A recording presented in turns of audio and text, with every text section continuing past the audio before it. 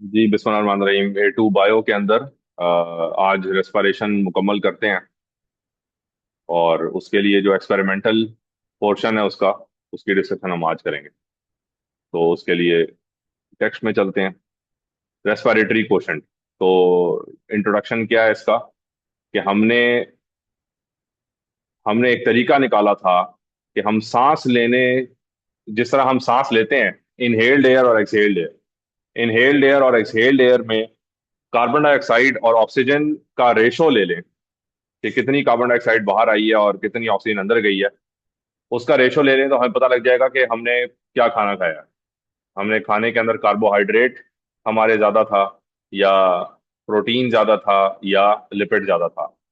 जितना carbon to oxygen ratio ज्यादा होगा विद इन वन, यानी वन की वैल्यू से नीचे नीचे जितना ज्यादा होगा, वन के जितना करीब होगा, उतना चांसेस हैं कि कार्बोहाइड्रेट यूटिलाइज हो रहा है एज रेस्पिरेटरी सब्सट्रेट, राइट। और जितना ये रेशो नीचे होगा, कम होगा, लेस देन वन होगा, 0.7 के करीब होगा या 0.7 से भी नीचे होगा, उतना हमें अंदाजा होगा कि हम किसी लिपिड को रेस्पिरेटरी सबस्ट्रेट के तौर पे इस्तेमाल कर रहे हैं। 0.9 की जो वैल्यू थी वो प्रोटीन के लिए थी, यानी क्लोज टू कार्बोहाइड्रेट्स। और हमने आखिरी बात ये की थी कि अगर रेस्पिरेटरी कोशेंट 1 से ज्यादा हो गया तो इसका मतलब होगा कि ये क्या है, 1 से ज्यादा क्या मतलब है। RQ की वैल्यू 1 से ज्यादा क्या मतलब है। Anaerobic respiration. एनारोबिक रेस्पिरेशन, ठीक है, कि इसमें ऑक्सीजन जो है कम रह गया है और CO2 जो है ज्यादा यूज हो रहा है। इसका मतलब है कि ऑक्सीजन की कमी हो रही है और ये एनारोबिक रेस्पिरेशन की तरफ बात जा रही है। सो अब आइए जरा प्रैक्टिकल एक्टिविटी 12.1 के अंदर देखते हैं कि ऑक्सीजन अपटेक को हम RQ उससे कैसे ले सकते हैं एक्सपेरिमेंटली। ठीक है। इसके लिए जो इक्विपमेंट यूज होता है उसको हम कहते हैं रिस्पायरोमीटर। रिस्पायरोमीटर ऐसा इक्विपमेंट है जो आपका इनहेल्ड और एक्सहेल्ड एयर का डाटा आपको बताता है, इंफॉर्मेशन देता है। कितना वॉल्यूम था कार्बन डाइऑक्साइड का जो अंदर गया, कितना वॉल्यूम, सॉरी, जो बाहर आया, कितना वॉल्यूम था ऑक्सीजन का जो अंदर गया, ये आपको रिस्पायरोमीटर बताता है। ठीक है। Oxygen uptake during respiration can be measured using a respirometer. A respirometer is suitable for measuring the rate of oxygen consumption of seeds or small terrestrial invertebrates at different temperatures is shown। अब ये आइए, ये रिस्पायरोमीटर है। ठीक है। तो रिस्पायरोमीटर में एक आपका यू ट्यूब है, सही है, यू शेप्ड ट्यूब।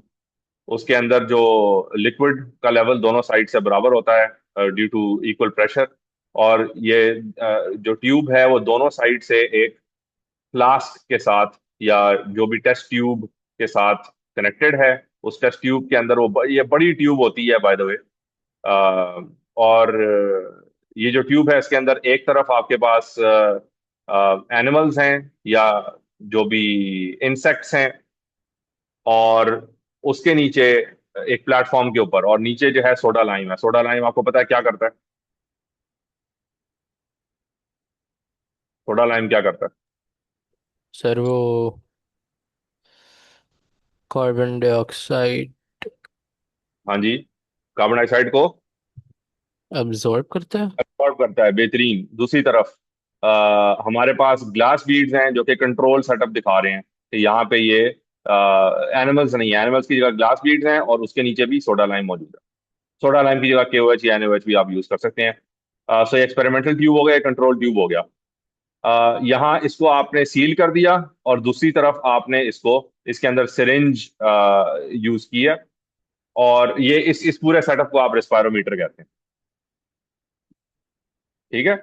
और इस फ्लूइड को क्या बोलेंगे, जो फ्लूइड है इसके अंदर, यूट्यूब के अंदर, कैपिलरी यूट्यूब के अंदर जो फ्लूइड है उसको आप मैनोमीटर फ्लूइड कहेंगे। ठीक है। मैनोमीटर का प्रेशर से ताल्लुक है।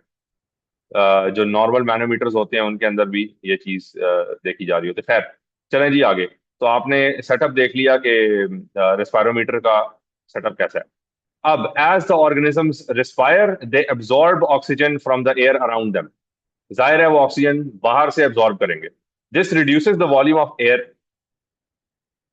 अब जाहिर है एयर में से आप उसकी वॉल्यूम को रिड्यूस कर रहे हैं। जब ऑक्सीजन एब्जॉर्ब कर रहे हैं तो हवा में से, एयर में से आप कुछ ना कुछ ऑक्सीजन रिमूव करने के बाद उसका वॉल्यूम रिड्यूस हो जाएगा।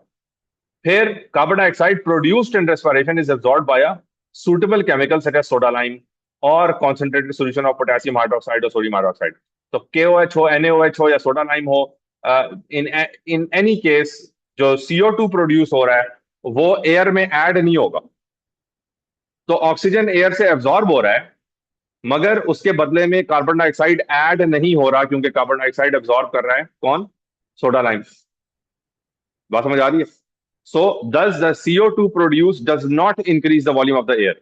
तो एयर में से आपने कमी तो की है, लेकिन उसमें कुछ इजाफा नहीं किया। आपने उसमें से ऑक्सीजन निकाला तो है, मगर CO2 ऐड नहीं किया। तो any change in the volume of air surrounding the organisms therefore results only from their oxygen consumption। Air के अंदर जो भी कमी आई, जो भी एयर के वॉल्यूम के अंदर अगर कोई डिफरेंस आएगा, that will be entirely the difference of oxygen that has been remove. ये बात समझ आई है सोहा एंड हुमैद? जी सर। ठीक है, जी sir. Okay. So oxygen consumption can be measured by reading the level of the manometer fluid against the scale. तो ऑक्सीजन कंजम्पशन कितनी हुई वो हमें मैनोमीटर स्केल बताएगा या मैनोमीटर फ्लूइड बताएगा। ठीक है, you can measure the rate of oxygen consumption by dividing the volume of oxygen used by the time taken. So rate कैसे पता लगेगा? रेट के अंदर टाइम इन्वॉल्व होता है। तो आप जितना भी वॉल्यूम ऑफ ऑक्सीजन यूज हो गया है उसको आप टाइम से डिवाइड कर दें। अगर टाइम सेकंड्स में है तो आपको पर सेकंड ऑक्सीजन कंजम्पशन कितनी हुई है वो पता लग जाएगी। पर मिनट डिवाइड करेंगे तो पर मिनट ऑक्सीजन कंजम्पशन पता लग जाएगी। You may remember that any changes in temperature and pressure will also alter the volume of air in the apparatus. It is therefore important that the temperature of the surroundings is kept constant while readings are taken. ये आपको ये control variables हैं। जब भी आपने univariate analysis करना होता है कि भाई ऑक्सीजन कंजम्पशन बॉडी क्या कर रही है, तो आपको वॉल्यूम को बरकरार रखना है, जो कि टेम्परेचर चेंज कर सकता है। तो टेम्परेचर को कांस्टेंट रखें, टेम्परेचर को कांस्टेंट रखें, उसके अलावा प्रेशर को कांस्टेंट रखें। ये दोनों चीजें कांस्टेंट रहेंगी तो फिर आपको एक एक्यूरेट वैल्यू मिलेगी जिसमें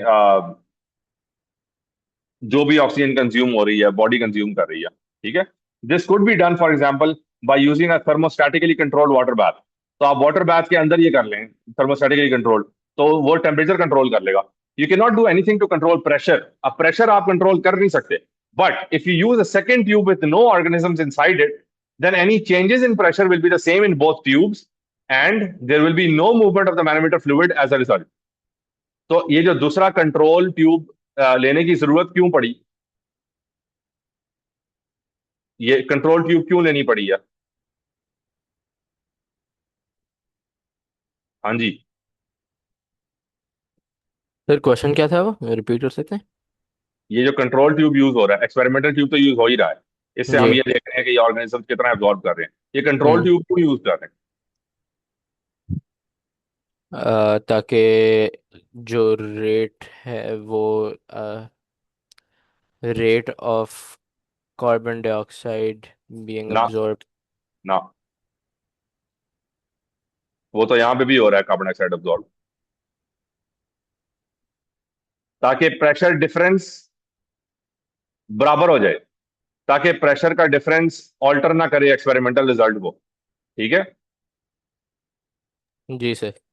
प्रेशर की वजह से भी आपके जो रीडिंग आनी थी मैनोमीटर में, कैपिलरी ट्यूब के अंदर जो रीडिंग आनी थी उसको वो अफेक्ट होनी थी ड्यू टू प्रेशर। लेकिन बिकॉज प्रेशर दोनों साइड्स पे इक्वली एक्ट कर रहा है, इस वजह से जो भी प्रेशर का डिफरेंस अगर आएगा भी तो वो हमारे रिजल्ट के ऊपर इफेक्ट नहीं करेगा। बात समझ आई? जी। सो हम प्रेशर को कंट्रोल नहीं कर सकते, इन्वायरमेंटल प्रेशर है ना, एटमोस्फेरिक प्रेशर है। बट अगर आप सेकेंड ट्यूब यूज कर लें, उसके अंदर ऑर्गेनिजम्स ना हो, तो फिर कोई भी changes in pressure will be the same in both tubes and there will be no movement of manometer fluid as a result. तो मैनोमीटर फ्लूइड की जो मूवमेंट है वो प्रेशर की वजह से नहीं होगी, क्योंकि दोनों साइड से प्रेशर इक्वली एक्ट कर रहा होगा। बात समझ आई? तो जो भी देखें, हमने सारी रीडिंग लेनी थी, सारी मेजरमेंट करनी थी यूजिंग द मैनोमीटर फ्लूइड। ठीक है, अगर फ्लूइड आपको O2 कंजम्पशन के अलावा कोई चीज दिखाना शुरू कर दे, तो फिर आपको कैसे पता लगेगा कि ये O2 कंजम्पशन है या ये प्रेशर है? आपको कैसे पता लगेगा? बात समझ रहे हैं? Yes sir. तो इस चीज को एलिमिनेट करने के लिए या प्रेशर के डिफरेंस को एलिमिनेट करने के लिए आप यू ट्यूब इस्तेमाल करते हैं, ठीक है? यानी एक ऐसी ट्यूब इस्तेमाल करते हैं जिसको दो साइड से प्रेशर पड़ रहा है, तो प्रेशर बराबर हो जाता है। समझ आई? तो अगर प्रेशर इस तरफ ज्यादा पड़ रहा है तो इस तरफ भी उतना ही पड़ेगा, ठीक है? इस तरफ कम पड़ रहा है, इस तरफ भी कम पड़ेगा। तो जो भी प्रेशर डिफरेंस है उसकी वजह से ये मैनोमीटर, यूट्यूब मैनोमीटर के ऊपर कोई, फ्लूइड के ऊपर कोई डिफरेंस नहीं आएगा। जो भी डिफरेंस आएगा वो इंटायरली इनकी कंजम्पशन की वजह से आएगा, ठीक है? ये डेमोन्स्ट्रेशन के अलावा मैं इससे ज्यादा क्लियर मेरे लिए मुश्किल होगा ये समझाना. So you cannot do anything to control pressure, but if you use a second tube, then any changes in pressure will be the same in both tubes, and there will be no movement of the manometer fluid as a result. आगे चलें. The presence of a control tube containing an equal volume of inert material to the volume of organisms used helps to compensate for changes in atmospheric pressure. ठीक है? अब जो भी volume का difference आ रहा है वो इंटायरली किस वजह से आएगा?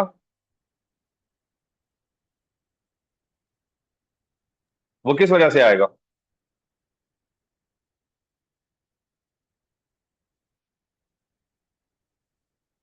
ये देखें, ये मैनोमीटर फ्लूइड है, इसके अंदर अगर ये मैनोमीटर फ्लूइड ऊपर जा रहा है, इसका क्या मतलब है?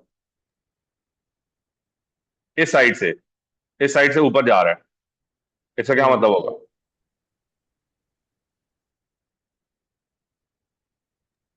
के CO2 प्रोड्यूस हो रही। अच्छा, CO2 प्रोड्यूस हो रहा है, और CO2 एब्जॉर्ब नहीं कर रहा ओ सोडा लाइम. सॉरी, अब्जॉर्ब करे, जी जी। हाँ जी, बोलें. और भाई इसके अंदर प्री फेड पहले से एयर मौजूद है. वो जी। एयर कौन, वो उस एयर में से क्या चीज बाहर निकलेगी? बताएं. ये लोग क्या निकालेंगे? नॉन वर्टिब्रेट्स, जो इनवर्टिब्रेट्स एयर में से क्या लेंगे? ऑक्सीजन। ऑक्सीजन लेंगे. ऑक्सीजन लेने की वजह से एयर का वॉल्यूम तो क्या होगा? कम होगा। कम हो जाएगा ना. कम होने हम्म। की वजह से वो इस एयर को जो यहाँ पे मौजूद है सक इन करेगा कि नहीं करेगा? जी करेगा। सक करने की वजह से ये वाला लेवल ऊपर हो जाएगा कि नहीं? जी हो जाएगा। बात समझ आई? जी। तो अभी बात क्या हो रही है कि ये जो लेवल ऊपर होगा वो इंटायरली किसकी वजह से होगा? इनकी ऑक्सीजन कंजम्पशन की रेस्पिरेशन। वजह से. जी। हाँ, due to respiration of non breath. ठीक है. आगे चलते हैं. You can investigate the effect of temperature on the rate of respiration by placing the apparatus in water baths at different temperatures. आप यही एक्सपेरिमेंट रिपीट करें डिफरेंट टेम्परेचर्स पे, आपको इफेक्ट ऑफ टेम्परेचर भी समझ आ जाएगा.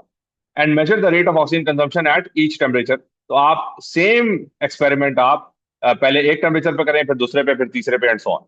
आप डिफरेंट टेम्परेचर्स के ऊपर ये एक्सपेरिमेंट करेंगे तो आपको पता लगता जाएगा कि टेम्परेचर चेंज करने की वजह से rate of oxygen consumption consumption पे क्या फर्क पड़ा.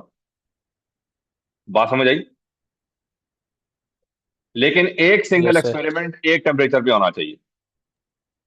अगर आपने टेम्परेचर को बदलना है तो फिर मल्टीपल एक्सपेरिमेंट्स करें. Okay. Several repeat measurements should be made at each temperature and mean values for oxygen consumption calculated. ठीक है? अगर आपने सिंगल टेम्परेचर को ही नोट करना है तो सिंगल टेम्परेचर को नोट करने के लिए आपको मल्टीपल टाइम्स रीडिंग लेनी चाहिए और फिर उसका उसका एवरेज लेना चाहिए. यानी ऑक्सीजन कंजम्पशन रेट जो है वो एक एक्सपेरिमेंट में आ गया, सेम टेम्परेचर पे आपने एक्सपेरिमेंट रिपीट किया, फिर रिपीट किया, फिर रिपीट किया. अभी जो चार एक्सपेरिमेंट्स आपने रन किए एट द सेम टेम्परेचर, उसके अंदर जो भी रेट ऑफ ऑक्सीजन कंजम्पशन है उसका एवरेज ले लें. वो आपके पास एक रीडिंग आ जाएगी, रिलायबल रीडिंग. बात समझ आ रही है?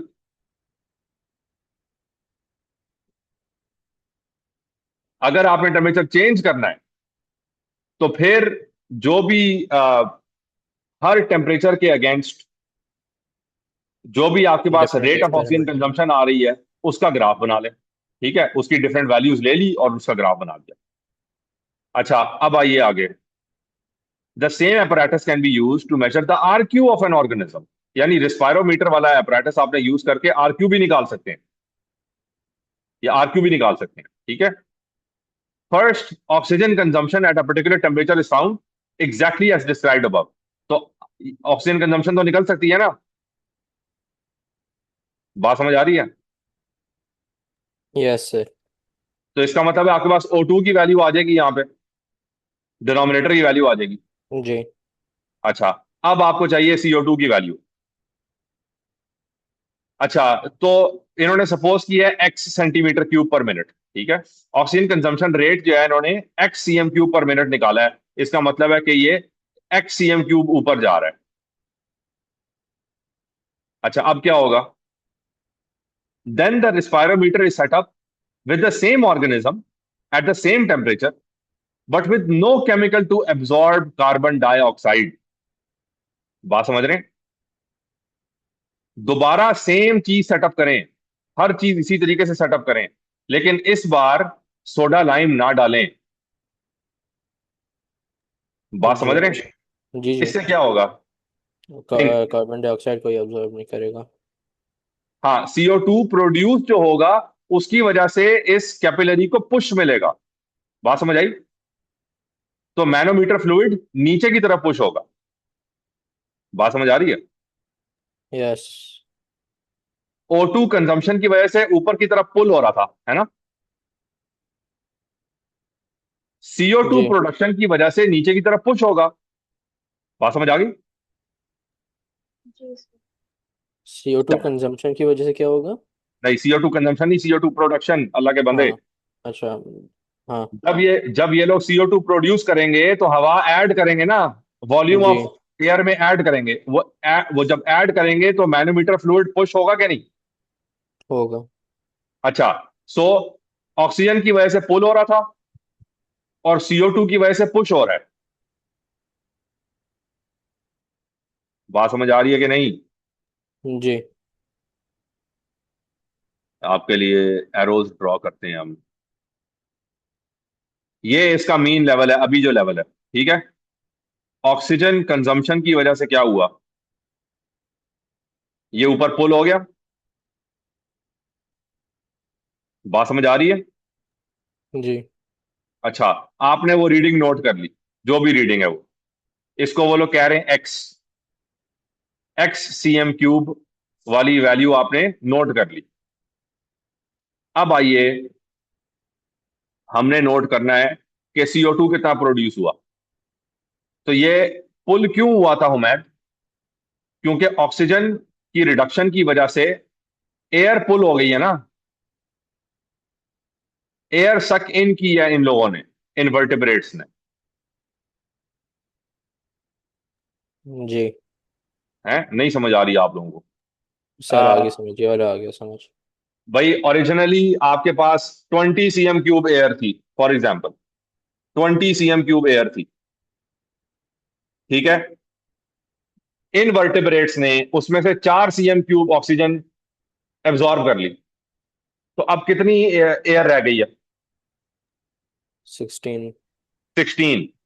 बात समझ आई? तो 16, क्योंकि कम एयर है, तो ये मैनोमीटर ऊपर मूव कर जाएगा ना, जी यानी 4 सीएम क्यूब ऊपर मूव कर जाएगा। बात समझ आ रही है? अब नेक्स्ट टाइम ये आपको समझ आ गई कि 4 सीएम क्यूब ये मूव करता है। अगली बार आपने सेम सेटअप डाला और सेम सेटअप में इसको उड़ा दिया, सोडा लाइम उड़ा दिया। सोडा लाइम उड़ाने से क्या फर्क पड़ेगा? अब CO2 भी प्रोड्यूस होना शुरू हो जाएगा ना। अब CO2 एब्जॉर्ब नहीं होगा, बल्कि हवा में ऐड हो जाएगा। बात समझ रहे हैं? नहीं यस समझ? सर। ओरिजिनली हवा कितनी थी? 20 सीएम 27 क्यूब। क्यूब। चलें, ऑक्सीजन ने कितना निकाला? 4। जी अब सवाल यह है कि कार्बन डाइऑक्साइड कितनी ऐड होगी? कार्बन डाइऑक्साइड कितनी ऐड होगी? अगर कार्बन डाइऑक्साइड 4 सीएम क्यूब भी ऐड होती है, तो मैनोमीटर को ओरिजिनल पोजीशन पे वापस चला जाना चाहिए, जी सर। ठीक है।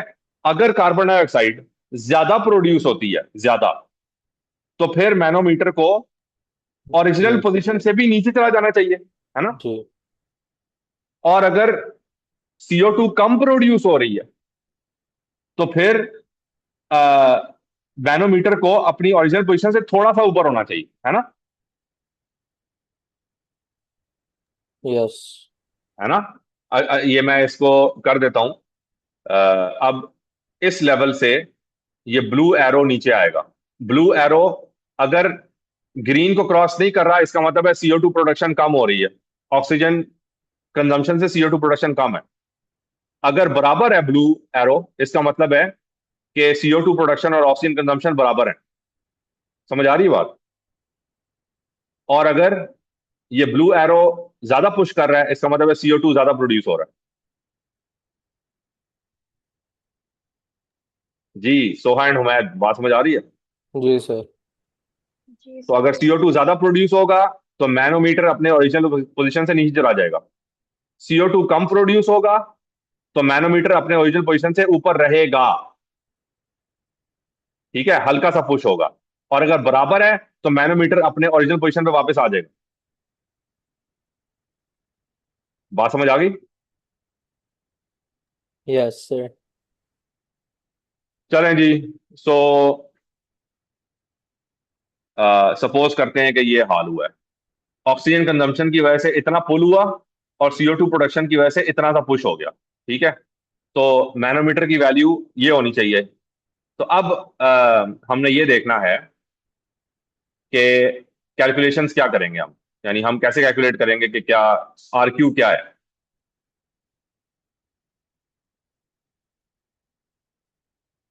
The respirometer is set up with the same organism at the same temperature with no chemical to absorb CO2. Now, carbon dioxide given out will affect the volume and therefore the reading on the manometer. When the volumes of oxygen used and carbon dioxide released are the same, the level of the manometer fluid will not change and the RQ will be equal to 1. ये जुमला समझ आया?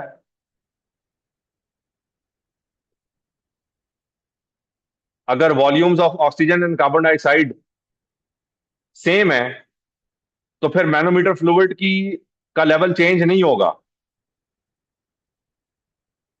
जी sir, वो equal production और usage होगा। और उसकी वजह से RQ क्या रहेगा? 1। 1.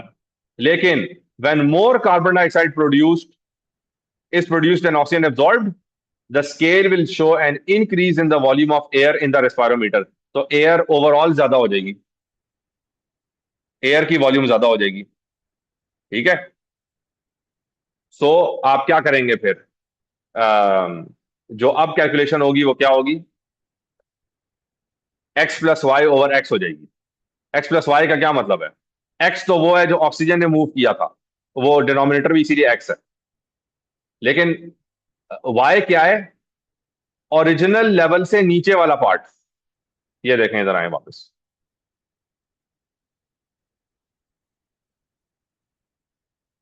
यहां पे थे हम, यहां पे थे। देखें, ये तो इसको मैं हटा देता हूं। Let's call this part x. ये जो ग्रीन पार्ट है ना, मैं इसको एक्स कह रहा हूं, ग्रीन पार्ट को मैं एक्स कह रहा हूं। बात समझ आ रही है? अब ये नजर भी नहीं आएगा। Green is x.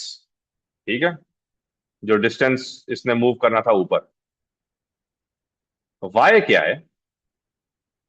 वाई जो है ना, वो ये वाला पार्ट। ठीक है, तो ब्लू पार्ट जो है मैं इसको वाई कह देता हूँ, वाई। तो अब आप बताएं, CO2 प्रोडक्शन असल में क्या होगी?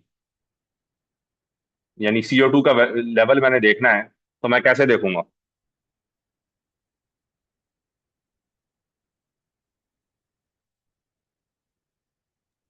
बताएं, किस चीज CO2 का कितना, लेवल?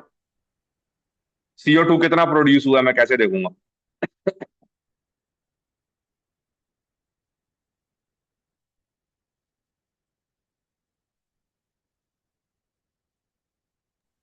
X plus Y. हाँ, वाई। ये आपको कैसे पता एक्स प्लस वाई है?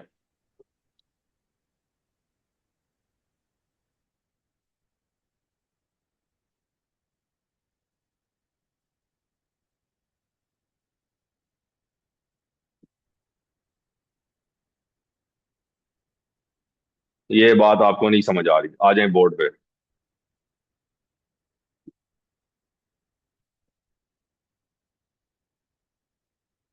नजर आ रहा है बोर्ड?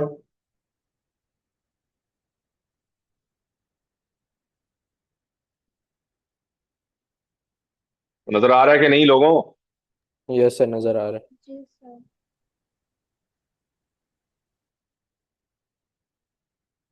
ये बेस लाइन है।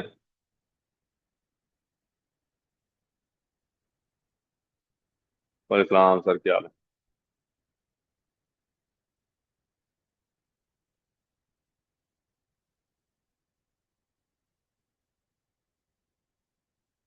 अब बेस लाइन को मैं थ्रू आउट बना रहा हूँ, समझ आ गई? ताकि आपको समझ आ जाए बेस लाइन क्या है।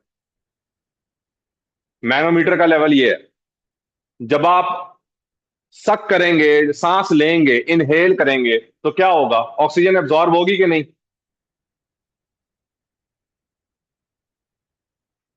बोले। हो जाएगी एब्जॉर्ब। हाँ, तो जो फ्लूइड है उसका लेवल कहाँ जाना चाहिए? बीच वाले में ऊपर की तरफ, मतलब जहाँ से O2 एब्जॉर्ब हो रहा है। हाँ, तो अब जहां भी जाएगा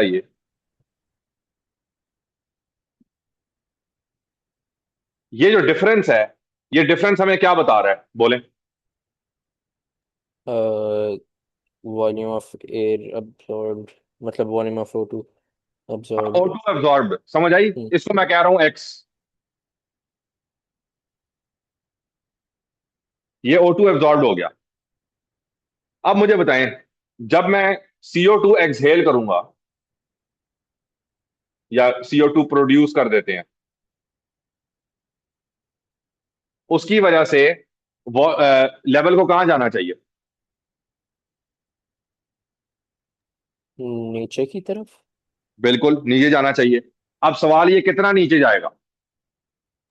अगर CO2 O2 से ज्यादा है,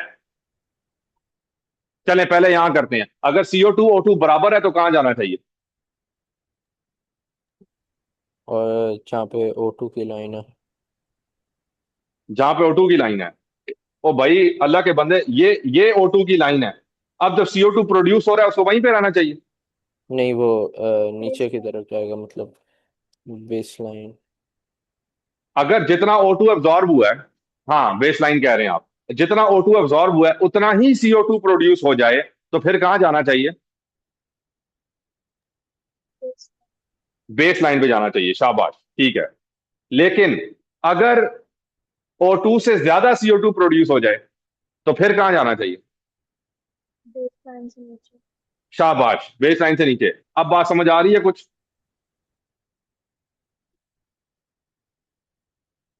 तो अब मुझे बताएं, जो भी जो वैल्यू होगी CO2 प्रोडक्शन की, वो मैं कैसे कैलकुलेट करूंगा? ये वाला पार्ट क्या है, इसकी वैल्यू क्या है, ये वाला हिस्सा? Volume of O2 absorbed. शाबाश, ये क्या है, इसकी क्या वैल्यू हमने डाली थी? X x. एक्स, बिल्कुल सही। और ये जो नई वैल्यू नीचे जा रही है इसको क्या बोलेंगे? वाई, ये वाई है। अब मुझे वॉल्यूम ऑफ बताइए। CO2 produced. हाँ, तो CO2 प्रोड्यूस्ड का क्या वो होगा, कितना प्रोड्यूस हुआ है? X+Y। X plus Y. Plus अब वाई। समझ आई बात? जी। और O2 कंज्यूम्ड कितना होगा? X. X. So CO2 divided by O2 कैसे देखेंगे? X plus Y over X. Y। X plus Y over X. बात समझ आई? जी सर। अल्हम्दुलिल्लाह। चलें जी वापस।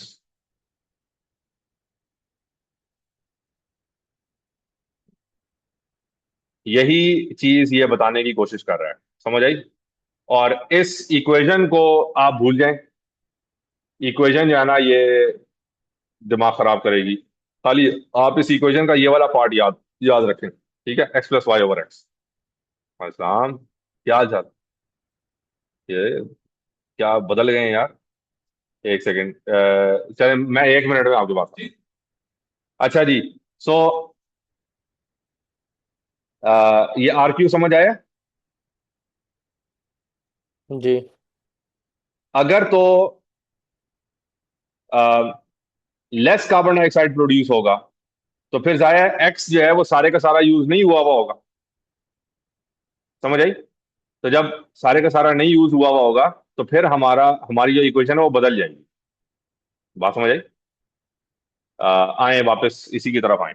अगर CO2 ज्यादा ना प्रोड्यूस हुआ हो, तो फिर क्या होगा? ऊपर वाला थोड़ा सा हिस्सा यूज हुआ है ना। यस। ठीक है, तो ऊपर वाला जो भी हिस्सा यूज हुआ है, अगर तो कम यूज हुआ है, उसको हम कहते हैं जी। तो फिर ओवरऑल RQ कैसे निकलेगा? ये एक जी किस चीज का है? अगर CO2 कम प्रोड्यूस हो, मैं एक और हाँ बना जी। देता हूं। अगर CO2 O2 से कम प्रोड्यूस हो रहा है, तो फिर क्या वो एक्स को कवर कर पाएगा? बोले। नो। नहीं, नहीं कर पाएगा। तो तकरीबन यहां जाके लेवल बनेगा ना। जी। तो अब इसको हम एक्स तो नहीं कह सकते, एक्स तो टोटल ये पूरी चीज एक्स है। बात समझ आ रही है?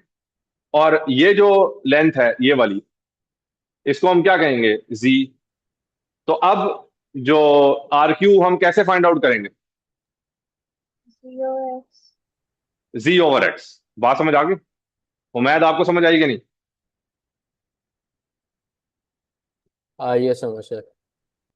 सो X+Y/X होता है अगर CO2 is greater than O2, और Z/X होता है if CO2 is less than O2। ये वॉल्यूम की बात हो रही है। Volume of CO2 is less than O2, volume of CO2 is greater than O2।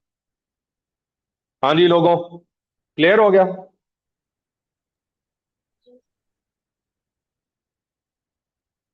इसके साथ ही ये वाला चैप्टर जो है ये खत्म हो गया है। अम, और क्वेश्चन जो है इसके देख लेते हैं किस तरह के होंगे, तो इसको आगे। ठीक है, नेक्स्ट टाइम हम स्टार्ट करेंगे इंशाल्लाह फोटोसिंथेसिस। इसके ऊपर कोई सवाल है बायो में? No sir. चलें ठीक है, फिर इंशाल्लाह बायो हम देखेंगे कल।